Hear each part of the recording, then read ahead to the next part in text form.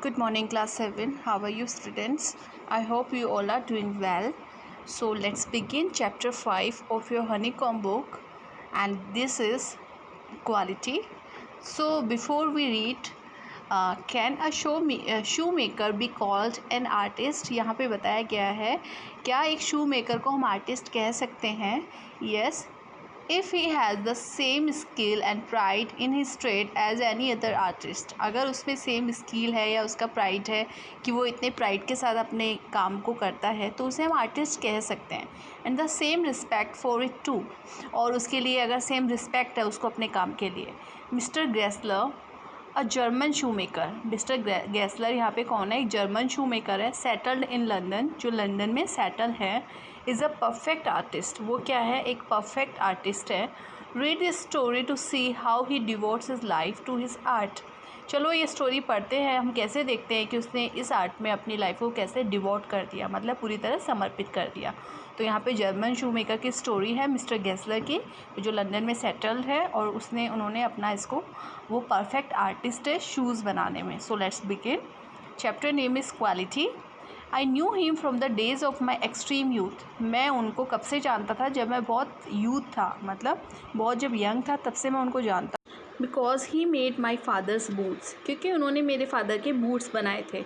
He lived with his Elder brother in his shop.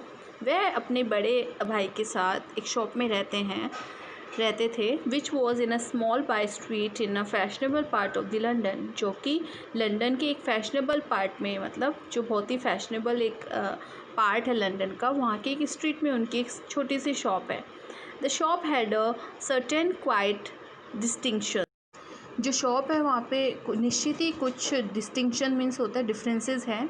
There was no sign upon it other than the name of Gessler brothers. वहाँ पे और कोई sign नहीं है उसके ऊपर, सिर्फ इसके वहाँ पे सिर्फ क्या लिखा है?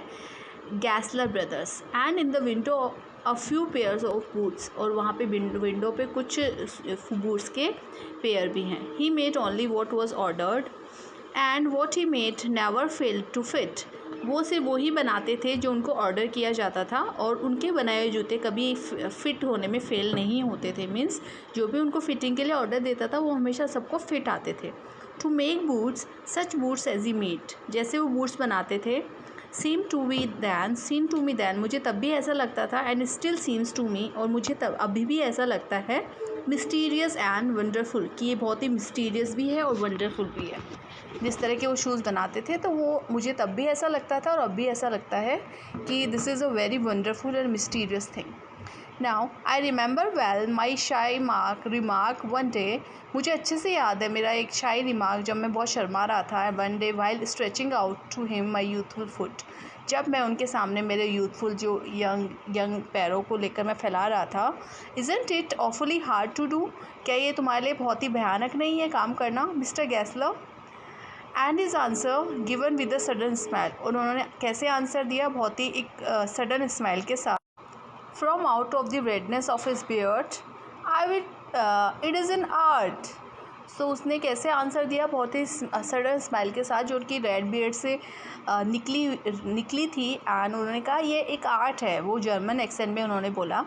It was not possible to go to him very often. वहाँ पे अक्सर जाना पॉसिबल नहीं था उनकी शॉप पे. His boots lasted terribly. उनके जो बूट्स हैं वो लास्टेड टेरिबली मीन्स बहुत लॉन्ग तक चलते थे, मतलब बहुत लॉन्ग टाइम तक चलते थे, इसलिए वहाँ पे बार बार जाना पॉसिबल नहीं था. हैविंग समथिंग, कुछ लेकर. So let's turn next page. Beyond the temporary. उनमें कुछ तो था कि जो टेम्प्रेरी से बहुत बियॉन्ड था, मतलब वो टेम्प्रेरी नहीं थे, उससे कुछ ज़्यादा थे.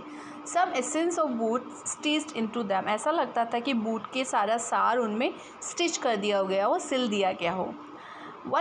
One went in not as in to most shops. एक दिन कोई अंदर गया, बट ऐसे नहीं जैसे कोई हर कोई शॉप में जाता है, बट रेस्टफुली, लेकिन बहुत ही शांति से. As one enters a church. जैसे कोई चर्च में एंट्री करता है.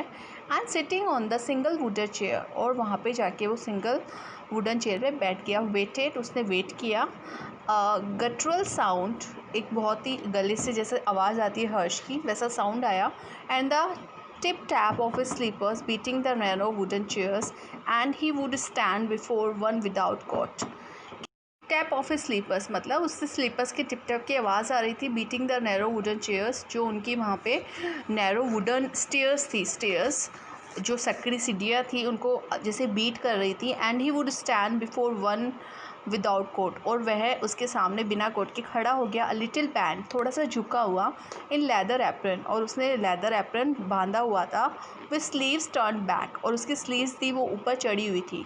ब्लिंकिंग, अपने आइज़ को ब्लिंक करते हुए, as if awakened from some dream of boots, जैसे वो कुछ ड्रीम बूट्स के ड्रीम से जाग गया हो। So kids, we will continue tomorrow. I hope you all have understood what I have explained. See you. Take care. Bye bye.